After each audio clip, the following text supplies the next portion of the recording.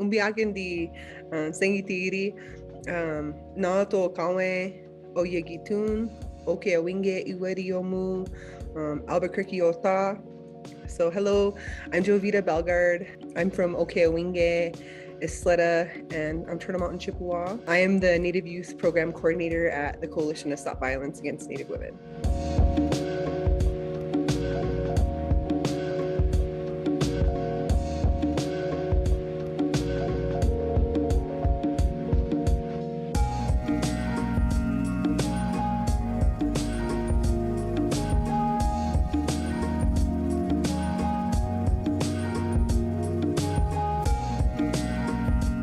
If you could dream anything for food sovereignty in our tribal communities, what would it be? I think we really need to start an Indigenous seed bank. I was hoping that we could give away garden boxes to people in tribal communities and give them all the tools they needed to grow their own food. And it's also something that we've been connected to since time immemorial, like our land-body connection. And so if we could kind of bridge that gap and help people reconnect to their ancestral ways of farming and growing their own food. So I called local soil place Solutions, and I was like, hey, I have this idea. I told them, I was like, we're starting a seed bank. We want to do these garden giveaways in different communities.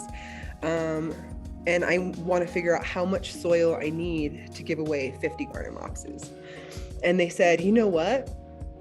Somebody's already doing this. And I was like, what? And it blew my mind. They said an organization, Food is Free Albuquerque, had started giving away garden boxes to community for free. I'm Erin Garrison. I'm the executive director of Food is Free Albuquerque.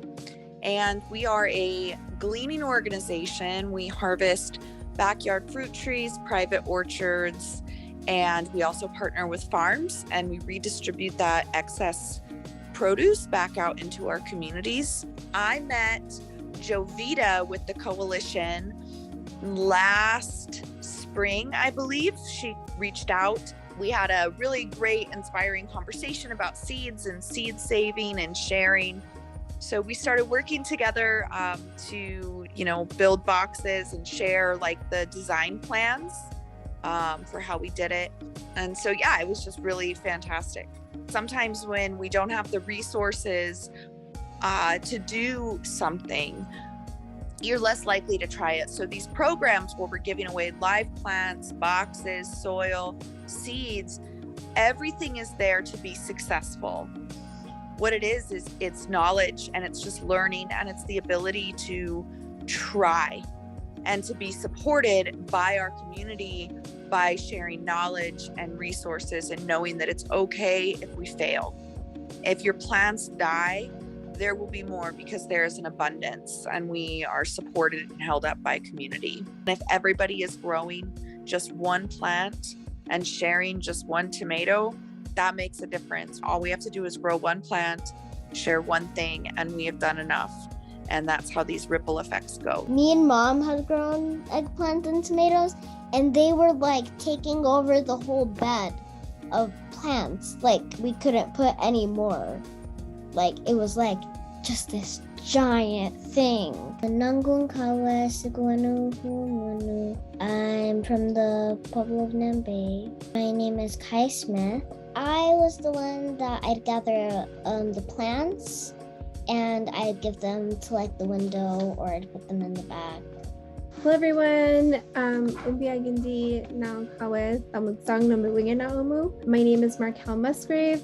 I am the Membership and Communications Director for the Coalition to Stop Violence Against Native Women. So we had lots of vitamin C in our diet last year, and had to figure out new ways to cook tomatoes and eggplant, learned new Italian recipes and Mediterranean recipes, cooking with like those foods. A good awareness, like especially that I learned, was nightshades in general, and just how to be careful with them too in terms of when we're giving them to elders, or if folks have certain like inflammatory issues or rheumatoid arthritis, because nightshades can not be great for certain folks.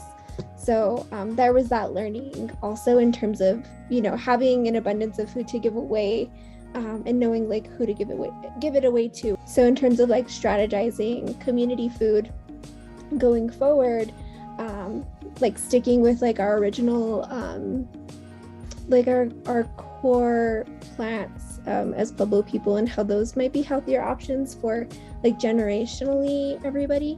We also had a giveaway in Acoma that had gone really well, and so that Acoma giveaway kind of piloted. We understood kind of the planning or the strategy of how it could work best, especially making sure that it was COVID safe for community members.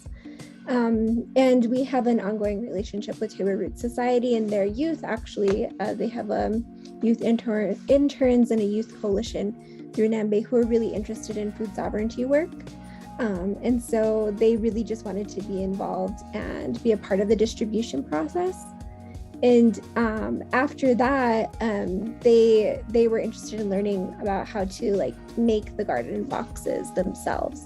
So that's an upcoming project that we're hoping to have this year. And so the garden boxes kind of allow people to take care of something on a smaller scale and like physically, be able to take care of them. So I think there's a lot of interest just from that like specific method of like the garden box itself. It made it more accessible for like all generations of the community. We had restrictions, right, on like we have a community garden, but people can't really come together or gather. And so the garden boxes allowed a way for people to safely to be at home and still have that connection and still have that practice.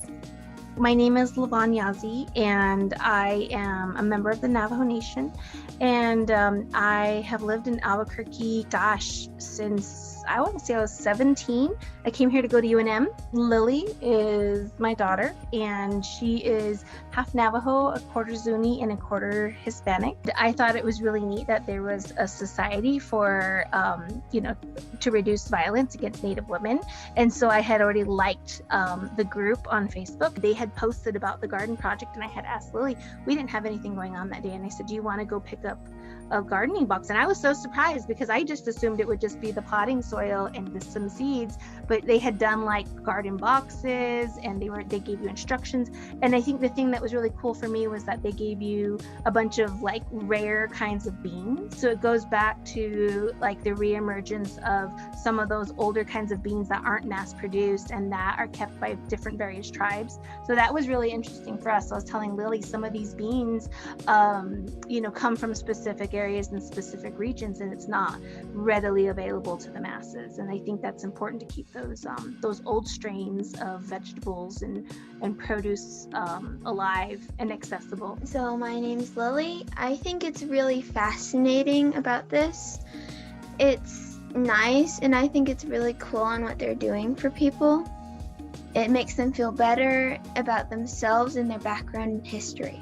Being Indigenous, we grew up like growing corn and other things from our gardens. I have really strong memories of my grandparents growing corn and other kinds of vegetables in their garden. Living here in Albuquerque, you don't have access to fresh fruits and vegetables. I mean, you have to go to the store to get everything. The fact that the garden project helps people to grow their own food and have those things available to them, I think that's so important because sometimes, especially now, like wintertime or, with the pandemic and the shortages we're facing, food can get very expensive. And so I think the fact that they want to empower families to be growing their own food sources and, reducing costs. I can share that we live in a community of townhouses.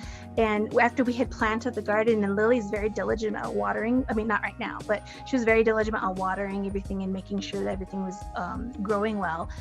We had a donation on our back doorstep where somebody put a bag of compost and just said, they wrote a note and said, we really think it's so neat that you guys are growing a garden, and I hope that you continue to grow your garden next year. My favorite part personally is watching it grow itself. It's such a unique thing to do and watch it grow into a beautiful plant or crop. I really like corn. I think it would be pretty cool if we planted it. I know it grows somewhat fast, and I think it would be a really good growth process. the more resources that there are for Indigenous women living in the city, I think it's so important. If anything, I would encourage more Indigenous women or just Indigenous families in general to take advantage of the resources that are available to them being an urban native in the city. We have to support those services. We wouldn't have been able to do this work without the help of community. So folks like Food is Free Albuquerque really laying the groundwork by doing garden giveaways, Soilutions by making the connection to Food is Free Albuquerque, and they donated all of the soil to all of the garden giveaways we did, as well as CNM, Fuse Makerspace. They're the folks that really helped us figure out how we were gonna build 50 boxes each time and how we're going to do it quickly and efficiently. Aaron Loudon from Acoma gave us our first seed donation, which was huge. They gave us seeds that we could share with community, and then really taught us a lot about the basics of food sovereignty and what that looks like in community, and how we can share out this knowledge, and how can we share access to all of these wonderful things. Of course, all of the youth councils that came together, none of these happened alone. It was all the work of many community partners and entities coming together. Thank you to First Nations Development Institute. They provided the funding that made all of this happen. So I'm just really, I have deep gratitude for everyone in community that came together to put this on and reach all of these people.